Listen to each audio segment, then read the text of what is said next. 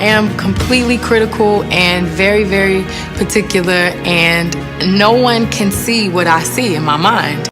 When you're down and out, and there seems no hope at all.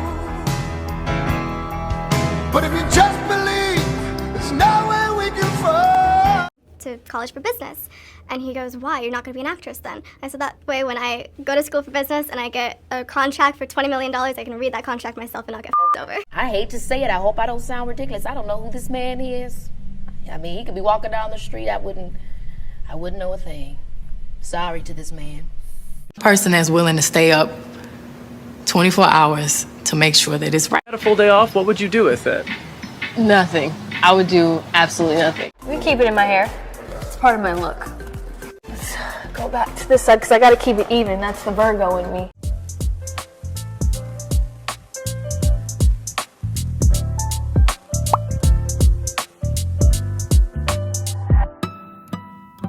Hey y'all, it's your Skinblur. Welcome back to my channel.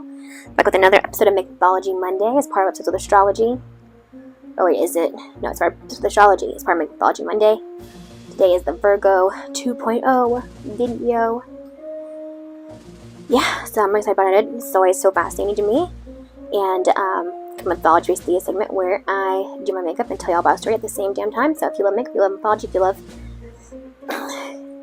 queer black content creators, make sure you like this video, share with your friends, and subscribe. Today for Virgo, so the first Virgo look is very tame. The Virgo's power color is brown. That explains it why in the previous Virgo video. But yeah, so since I'm already pretty brown, I can have a little bit more liberty with this one. So we're gonna, because like the last Virgo one was very innocent, very sweet, and so we're gonna spice up a little bit. I'm gonna give her a hot red lip and some smoky brown eyes, and I'll show you how to do it while I'll tell you the story of Virgo. So just go ahead and dive right in. Hell yeah, I believe in black girl magic. We're magical. I don't care what anybody says. Now we're just going to do the usual rundown of some stats. Virgo season takes place between August 23rd and September 22nd, which is now just maybe the second to the extent I may have done on time. Virgo is the mutable earth sign of the zodiac. It is both the second earth sign and second mutable sign, which is so fascinating to me. Not sure why, but I just like to notice these patterns. What can I say?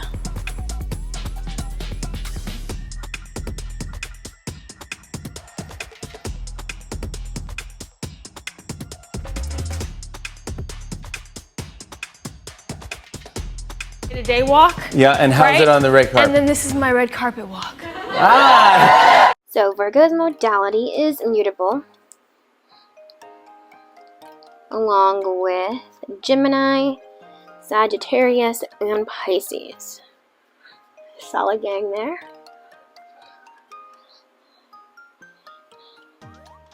Mutable signs are known to be flexible, adaptable.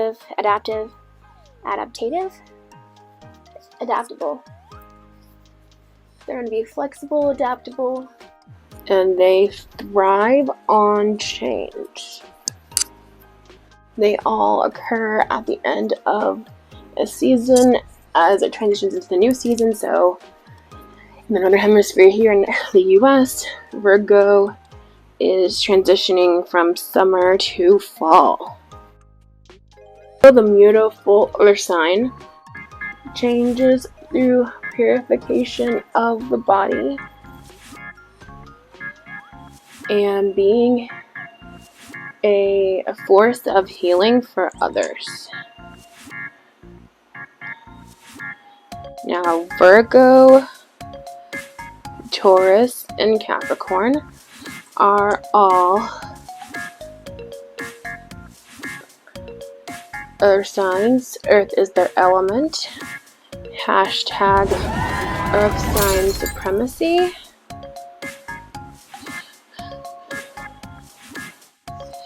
Okay. Earth signs are characterized as stable, grounded, sensual, loyal, diligent, and practical.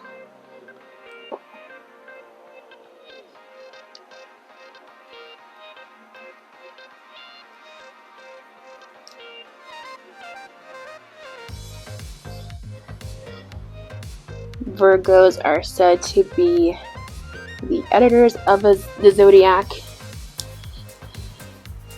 as they have a keen eye. They have a keen eye to be the editors of the zodiac because they have a keen eye for where things can be improved. And they are good at motivating others.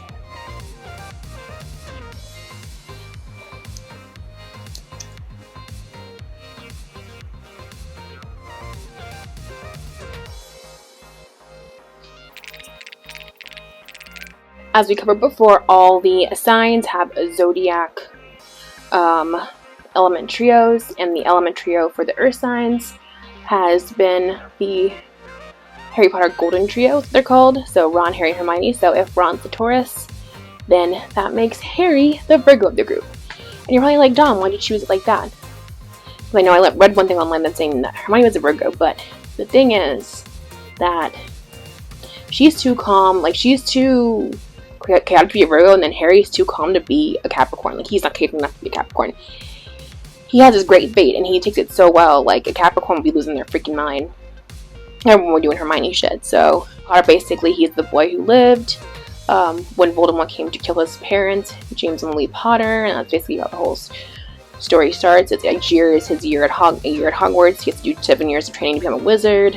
His parents were killed by Lord Voldemort. He lives with the Dorseys, who are his aunt and uncle, who are Muggles, which means like regular mortal people. And yeah, just a lot of chaos ensues from there. He, like a true Virgo, can be obsessive, moody, and just like a smidge arrogant at times, but he's also very kind, intelligent, and loyal, and also can be very forgiving, which I feel like definitely part of why I just am for Virgo over Capricorn, because we can be a little bit like, but I'm gonna show you some clips to show you why Harry Potter is a true Virgo. Enjoy. Words and all.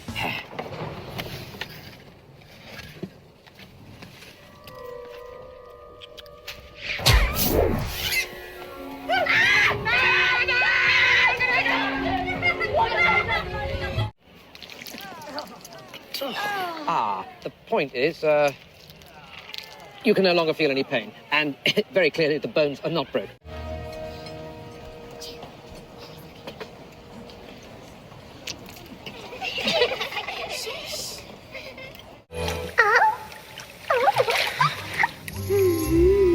The handsome one.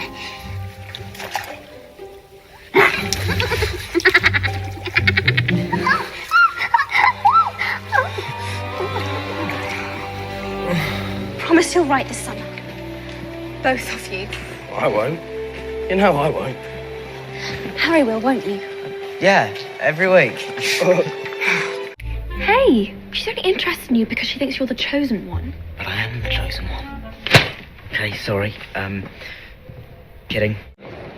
Something hidden here in the castle. And it may help us defeat you-know-who. What is it? We don't know. Where is it? We don't know that either. I realise it's not much to go on. That's nothing to go on. Now, in Latin, the word Virgo has, I guess it's come to be translated as virgin, but virgin. It's translated as virgin. But it actually originally means like self-contained or self-controlled. When they say virgin with the original meaning of Virgo in Latin, it's not just simply someone who is sexually chaste, right? what the word version is kind of like maiden. It's implied that they've never been married and that there is some sort of, there is a perceived naivete and purity because of that fact. Oh my gosh, the hands. Gosh, that's a process. I promise you it's gonna get better. It's gonna get better. But yet, as society is this double-edged sword, after a certain age, is considered a bad thing. Like being old, no single woman is seen as a spinster, and that's never been a complimentary term for a woman to be cooled. Ever. Like, ever. Like, it's literally 2022, and people are still, like, not okay with the fact that women like being single. But not everyone wants to be someone's housewife or someone's mother. But, you know, c'est la vie, you know? It's good sometimes. Even when you think about it, like, you, like women are, like, raised to want to get married. Like, your maiden name is, like, name that you're born with. And there's, like, no distinction from men at all. When they get married, they get to roast cake their name. You know, just, it's so much fun that women's, like, history is just full of ways that women's bodies and lives are just constantly policed and judged.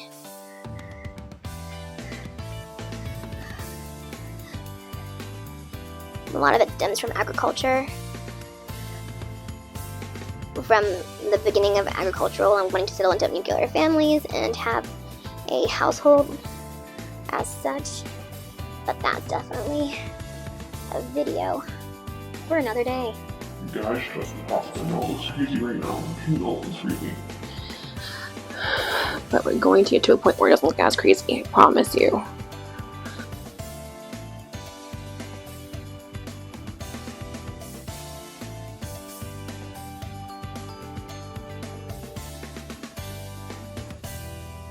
Okay, so in Babylon,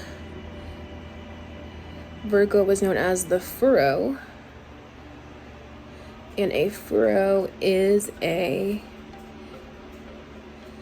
narrow grove made in the ground by a plow or depression on any surface, like a hole, I think, some sort of hole. And the autumn abundance of earth was symbolized by two full goddesses of the found and the furrow, which represent dates and barley respectively.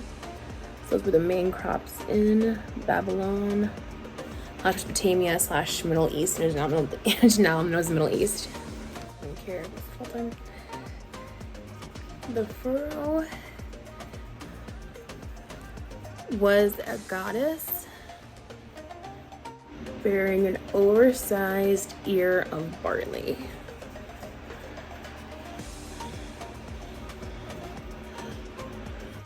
She symbolized the barley fields in early autumn when they're about to be seeded.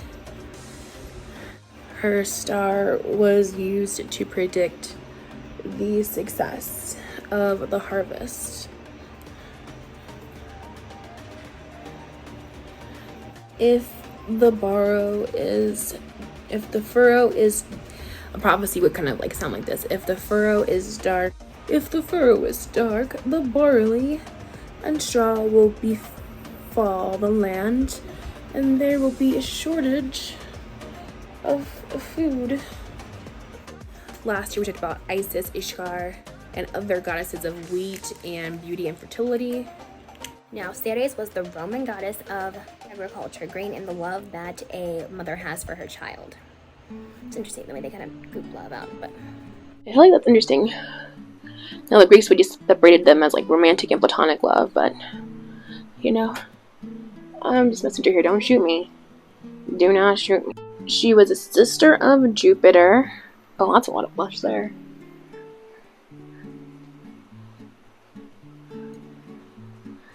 You look young and blush, right? And daughter of Saturn and Ops. she was beloved by mankind for the gift of the harvest. So I feel like probably the Roman gods are like Greek gods that were not trying to help mankind out with anything. Nothing. They were not trying to help mankind out with nothing. And she also helped mankind out with the cultivation of the soil. She was like the only goddess to ever like help the humans out with their day-to-day lives without having like anything she wanted in return from them, which is why they loved her so much, which I feel like I would too.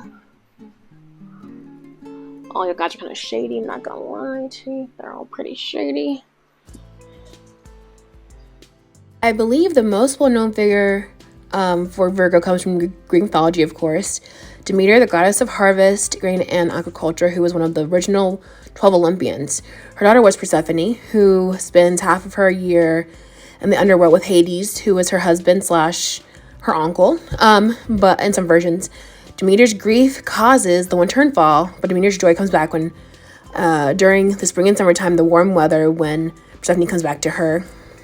Demeter is usually portrayed as a fully clothed matronly woman, either enthroned or in a chariot with Persephone. She's known as the giver of grain, as she was so vital for the seasons and food. She had 7 children total, and her symbols are corn, wheat, and the torch abroad. The planetary ruler of the virtuous and vital Virgo is the planet Mercury. Mercury is the planet of communication, intellect, memory, and transportation. Mercury has 2 sides, the logical side that controls reason, reading, and writing, and the practical side that rules routine, habits, order, and day-to-day tasks. While Gemini asks why and tries to find the answers, Virgo takes action for an immediate answer, perfecting it as time goes by. Virgo is said to have a second planetary ruler called Chiron. Chiron is the wounded healer and represents the way you go about healing and settling your own deep scars and wounds to heal yourself and others. In medical astrology, Virgo rules intestines, alimentary canal, and lower part of the liver, which handle assimilation and absorption of nutrients into the body. With this understanding, it brings everything into full circle as Virgo rules the 6th house of astrology, which is the house of health. This house rules necessary work, employment, service towards self and others, wealth, well-being, healing plants, daily routines. It seems that both Cancer and Virgo are healing mothers, but how do they differ? Think of it like this. Cancer is the nutrients themselves, and then Virgo is the machine, the processor that get those nutrients processed and moved to necessary places. Now, Virgo sign is the epic and ethereal Pisces, the fish. Both signs are mutable but different element, yet earth and water complement each other. And notice that also, like, that's, earth and water, water and fire, balance between the sister signs. Virgo's logic and productivity is accompanied by attention to detail, while Pisces is idealistic, creative, and intuitive.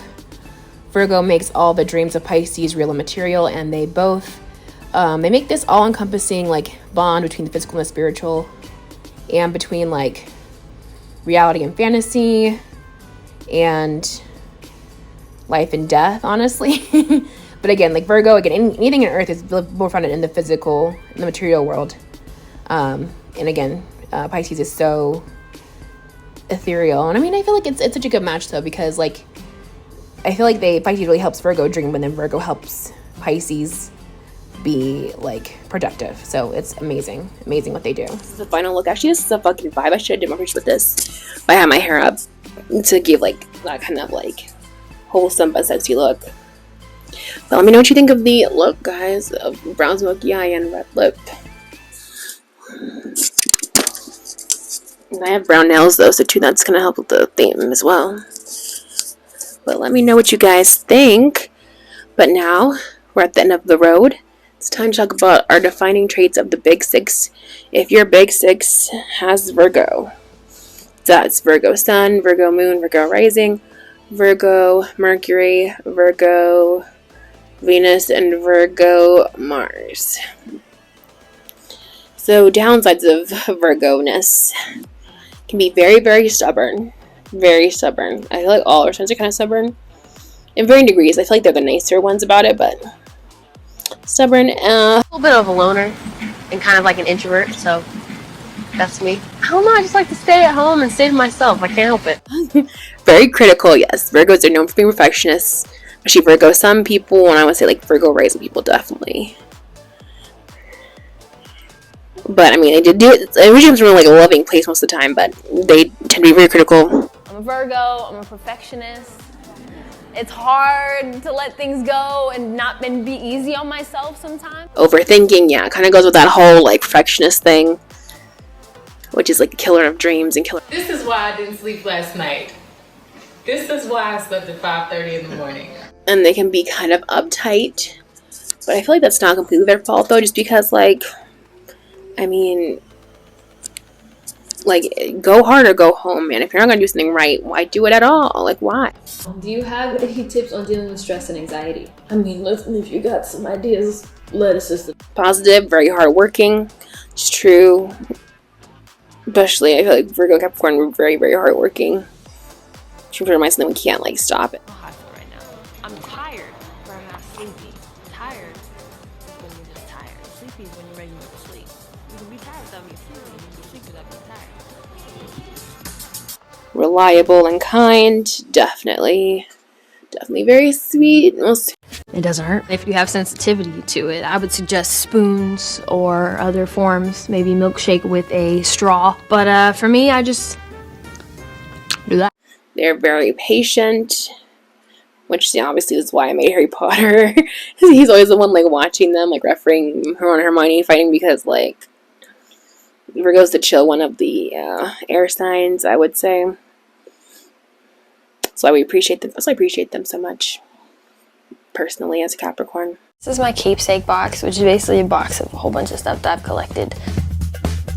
All my fan mail is right here. I don't get rid of anything. As well as being very creative. I think a lot of their creativity comes again from them being ruled by Mercury, which is communication, and they just find various ways to communicate and to heal. Actually, like the process of healing runs through Virgo, who is the mother, who is the grain, so the grain is healing. I'm obsessed with danger, and the silks are fun and dangerous and 40 feet in the air, spinning upside down, attached by your leg with no net or mat. Sounds fun to me.